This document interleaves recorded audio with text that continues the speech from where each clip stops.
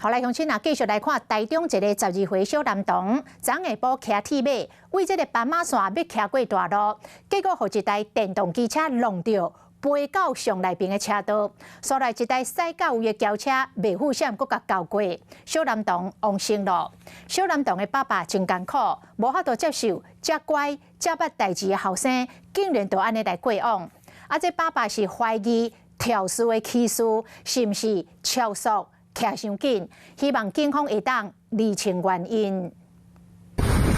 车祸现场，男士铁马停伫路边，后边车轮已经扣撞到毛毛去。骑这台铁马是一个12岁读国小5年仔细黄的查甫囡仔。昨下晡3点外，是准备过斑马线，骑过台中敦化路二段时，扣一台乌托邦弄甲飞出去。警察来讲，车祸发生的头来尾去。查甫囡仔骑铁马为人行道这边要骑过斑马线，骑机车民众直接弄到伊。查甫囡仔摔倒，飞到我内车道的所在，后边驶过来轿车。北户打东啊，就安尼甲查甫囡仔含伊的铁马搞回去。今天是110年10月10号国庆日，也是儿子的生日。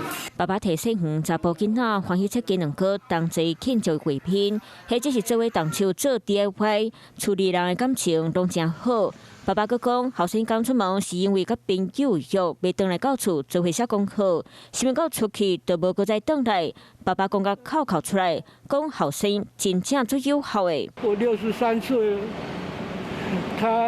他每次如果不舒服还是怎样，我叫他去买东西回来吃，他就去脚踏车骑了去7-Eleven买。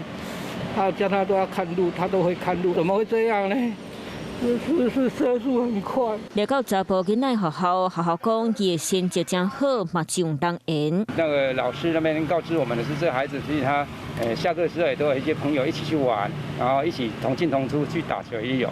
这张车祸互原本幸福的家庭破碎。爸爸面对访问，真侪摆讲到脑讲甜，伊希望警察会当好好厘清赛车的驾驶敢有使真凶，敢真正袂好打动下，希望互家属真交代。